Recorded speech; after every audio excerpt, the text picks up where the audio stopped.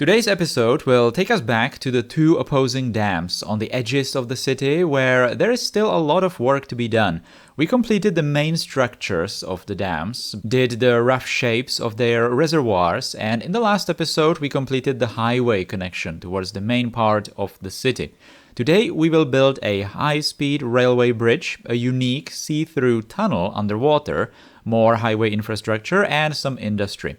Welcome back everyone to Asturis in City Skylines, but let's not waste any more time and go build. Okay, so let's start doing something to that high-speed railway. We already established in episode 2 or 1, I believe already, that the high-speed railway is just completely straight. It does not turn at all and just cuts through everything on the entire map. This includes all the ridges, all the rivers, and these new reservoirs as well. So we are not going to just bypass the reservoirs in any way. We are really just going to cut straight through them. And this gave me the idea that why not create some sort of a half tunnel, basically like a trench, that is going to be visible underwater. Unfortunately, how water behaves or how it looks in City Skylines prevented some of the original ideas because, for example, glass cannot be seen underwater in City Skylines. It's just going to completely vanish. And even lights, certain lights, colorful lights, for example, are also going to completely vanish underwater. So that was a little bit unfortunate, but I finally just made like a compromise, or just this solution where I just used something with super high brightness, like a procedural object cube that I just stretched, made it really, really bright so that it is going to be visible even during the daytime underwater like that. And later we are just going to give it some night lights, like regular street lights, some kind of super bright street lights that will just illuminate it during the night as well. So, it's not exactly how I wanted to build it. I really wanted to make it stand out a lot more, even during daytime. I wanted to have the vehicles more visible, but it is what it is. I suppose if it was closer to the surface of the water, it might have been a tiny bit better, but this is okay. This is exactly what I wanted. I wanted to have the high-speed railway visible through the lake or the reservoir because, like I said, it just emphasizes that the high-speed railway just cuts through the terrain features and all of these things on the map, and it does not pay any attention to what's it going through. So it's just mercilessly achieving the high speed at the expense of the terrain. Alright, so it also crosses the river over here, between the dams basically, so it goes in this valley, and it's not exactly all that at the top of the valley, it's pretty much at like 1/2 of the entire width of the slopes, so we need to provide some kind of a bridge, and this is actually a perfect terrain condition to create something similar to that stacked bridge, which means that we are just going to build like a suspended bridge. And the cables are not going to originate on towers, but they are just going to have these like anchoring blocks at the top of the valley. So as you can see, I'm borrowing the tried and true method from that stacked bridge. I'm just using this cable because it's pretty much the only cable that I have for these kinds of bridges, and it's just the best. And at the end of the day, it's just a cable, so there is no point in not recycling it. This bridge, as you can see, is not particularly long, so we don't really run into some kind of like structural or visual issues, I suppose, like we, for example, did with that other high-speed railway on the second river that we built like 3 episodes back or something like that. Right, so the main tube of the bridge, as you can see, I decided that we are going to cover it with glass, and then I just used the letter O, I converted it to procedural objects, made it just, plain white, and kind of made it so that it fits the tube, so that it has like a rounded shape on the outside, but on the inside is just a square. It fits that like a glass cube that I also stretched along the entire thing. So overall, it's like procedural objects wise, it's a super simple structure. There are only a handful of procedural objects that make up the entire thing, and that's basically it. It's kind of simple, minimalistic. It's going to be colorful, actually. I'm going to make those tubes on the sides red, and it kind of somewhat makes structural sense. So, overall a successful little thing. And of course, compared to that open tunnel in the reservoir, it's working quite nicely. Right, so this was mostly done. We are later going to do some changes, though, to the entire bridge, but you will see that. Now I just wanted to do some preliminary landscaping around the rest of the valley, because we only did the landscaping around the dams in like the near vicinity. But obviously this entire valley needs to be finished, and we are going to finish it in today's build, so don't worry about that. Now also there are these roads. I was not exactly sure where to take these roads.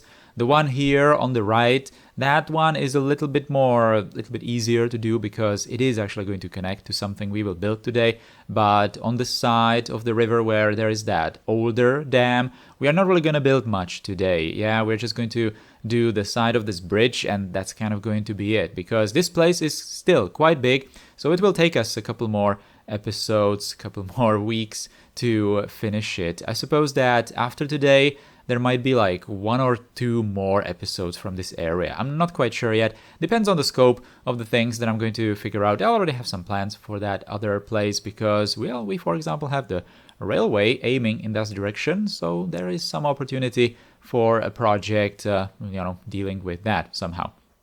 Right, so this was me just recoloring that tube part of the bridge. As you could have seen, it just, works nicely. It just puts some different color on the bridge. At first I thought I'm just going to keep it white, but, well, why not? It's just something a little bit more interesting. Then we need to do some additional landscaping for the reservoirs. And this is something that I did on the other side as well. I'm just making these edges closer to the dams completely straight to make them look artificial. Now, we also need to do one super important technical thing, and that is some sort of an input, like a canal or maybe like a tunnel pipe or something that's just going to put water into the reservoirs. So, like I already mentioned in the previous 2 episodes, I was inspired by the real-life project of the Niagara River dams just below the famous falls, and they are also made so that there are these pipes that are originating above the falls and just going on the American side directly below the city, and then just exit the underground near the dams. So the situation in real life is a little bit different with the sizes of the reservoirs, the overall geometry and all of that, but over here we are just going to do something slightly different. So at the opposite end of this larger reservoir, the modern one, we are just going to create these similar looking as in real life, these kinds of outlets really. And I'm just using some kind of retaining walls, as you can see, a couple of procedural objects for some decorations, and that's basically it. Then I'm just going to do some landscaping around it to make it fit with the rest of the terrain. Of course, the structure or the little canal just after the pipes is a little bit more artificial, so the terrain is also going to follow that. It's going to look like it's maybe excavated and just cut into the terrain, all right? I think I already mentioned that in the previous episode that I'm not really going to build the actual falls. We are just going to imagine that, these kinds of pipes originate off the map, and they are not really pipes, like gameplay wise, it's just a decoration, just something on the side to make the reservoirs a little bit more plausible, all right, something like that. Right, so that was that, and now we are going to do some highway interchange, because this place needs some kind of connection. There is a road aiming into this direction from the city, but since I would like to put some kind of industry over here, it makes perfect sense to connect it to the highway so that, traffic doesn't really need to go into the city and then just back in here, but it can just use the highway system already, especially if cargo needs to be delivered off the map on this highway. It doesn't even need to reach the city, it can just, go here. So a highway interchange makes perfect sense. But we don't really need to build something really big. We can just make do with, for example, this diamond interchange type, which is very low capacity interchange type, but at the same time it's very compact. So that's a perfect solution for this particular place, because there are only going to be a handful of industrial buildings. The traffic is kind of going to be heavy, as you will see in the cinematics, but there are some different reasons for that I will probably explain later.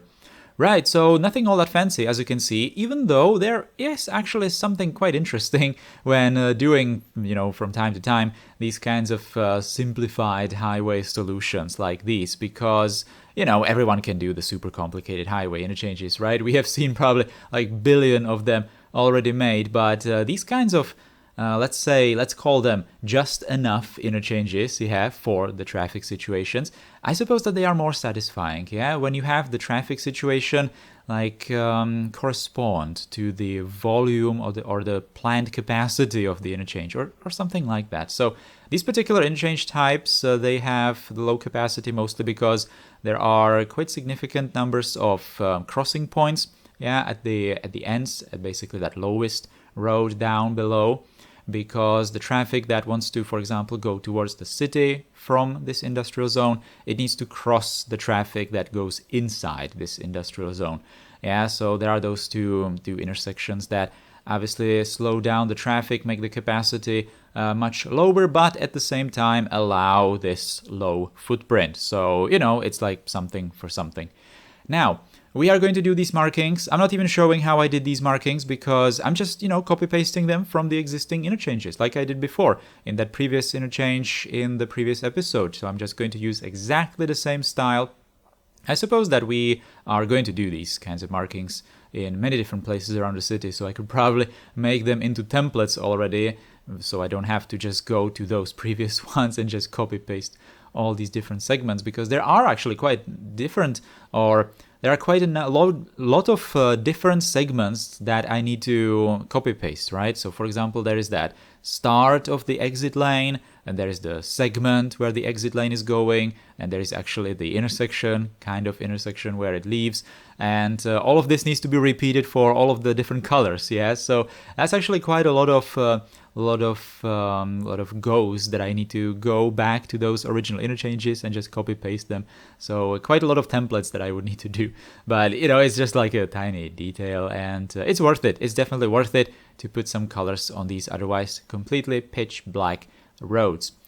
Right, so now we are going to put some sort of buildings over here, but at this point I wasn't really sure what exactly to put in this area, so I was just like randomly creating some sort of office block at the side of the dam, because I was thinking that maybe there needs to be some sort of like administration for the entire waterworks, or just some kind of main headquarters for the power generation company maybe, or something like that. So putting some kind of industrial buildings right here wouldn't really make much sense just yet. And also, I was also inspired by how in real life this place looks. There is also this connecting bridge for the buildings on the actual part of the dam, and some sort of like a visitor center maybe as well. I'm not really sure what it is in real life. Maybe there's some kind of viewing platform as well, but there is a highway going on the dam in real life, and that bridge is there. I don't think that in real life there are these industrial buildings, though. There are some power generation buildings, some transformers and substations and all these kinds of things. We are not really going to do it on this side. I am going to do it on the other side, though, but that's going to be a topic for some other episode, probably the next one. So the rest of this flat terrain on the top of that dam, or that earthen part of the dam, is just going to be reserved for some industry. It's not exactly like a super nice view from this place, so some kind of residential area wouldn't really work, and offices would be also a bit out of place. Industry is perfectly fitting to this area, and even like visually fitting, yeah, not just like gameplay wise or like lore wise or something like that, but also that. But since we have railway going to the other side of the valley, and we are going to have the industry on this side of the valley, there should be some kind of connection, yeah, for maybe workers if they want to arrive from the rest of the city. So we already have this high-speed railway bridge in here, but it's going very deep in the valley. But how to combine it with some kind of pedestrian access? At first I was thinking I'm just going to extend that road that is going perpendicular to the highway, basically forming the highway interchange. I'm just going to extend it into a bridge over the valley. But the geometry there would just not really work. It would cross this high-speed railway bridge in a really strange angle, and there's just no way how to do like an interesting structure on it. It would be kind of clunky. So I decided that we are only going to do like a pedestrian bridge, like a footpath, yeah, over the valley, and we are going to use that high-speed railway bridge structure to hold it.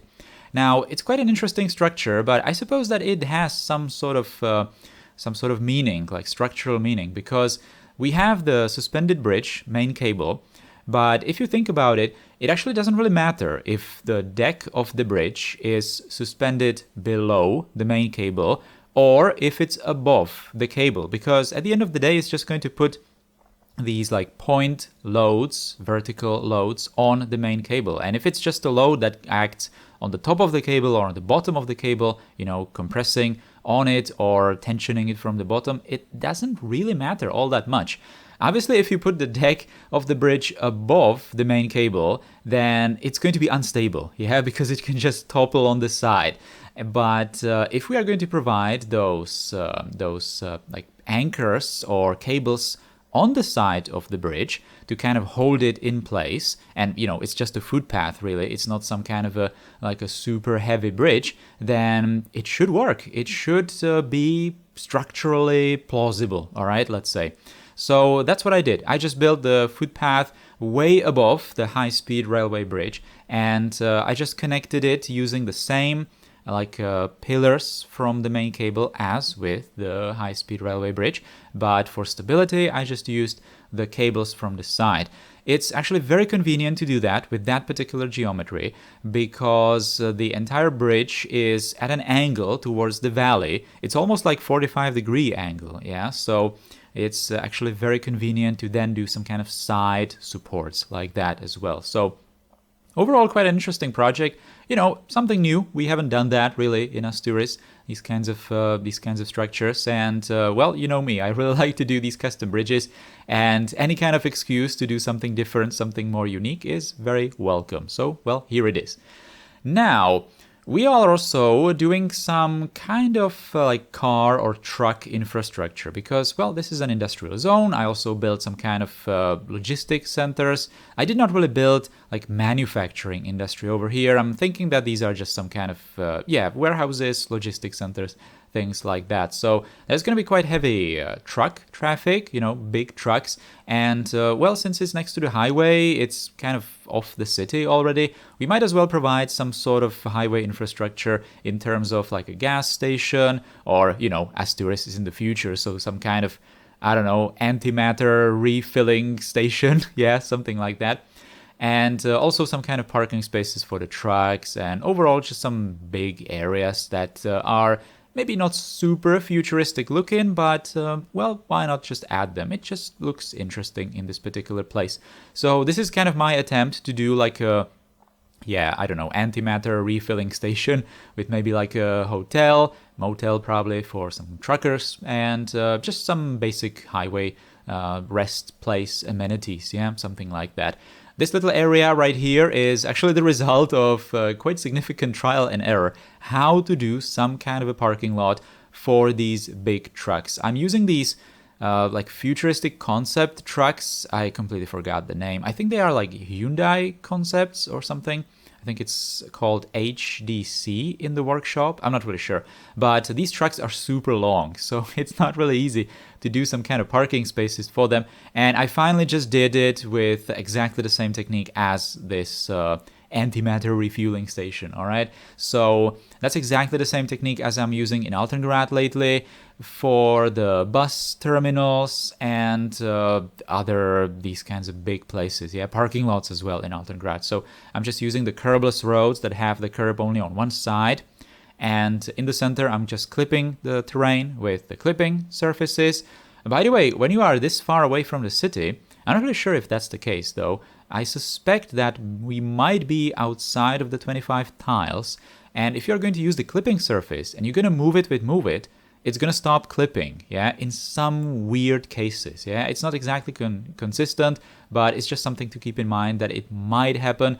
If it does, then just build it again and don't touch it with move it, yeah. It's actually not that hard to do. You don't really need to touch it with move it anyway after it's built, or use clipping networks. That's what I had to do for that trench for the railway, the high-speed railway, because the clipping surfaces for some reason kept disappearing. But anyway, the technique, yeah, so in here I just used the clipping surfaces, which just created the void, and then I put the procedural object ploppable surfaces. Why procedural objects? Why not keep them as props? Well, in Asturis in particular, it's because I also need to match the color of the roads, and most importantly, if I, for example, was zoomed out like I am right now in the time-lapse, the surfaces would disappear already, yeah. I would have to use probably some kind of adaptive distance prop something, or I would just need to increase the ultimate level of detail value for props, but that's kind of useless to only do it for one detail, so it's much better to just convert it into procedural objects and increase the render distance for that and be done with it. Alright, so there I was completing the highway to the outside of the map, and look at all this traffic. You know what is this? These are tourists, yeah, these are mostly tourists. So I had to use the transfer manager mod that I recently got, mostly because of Altengrad, because I really wanted to control the trains and all of that.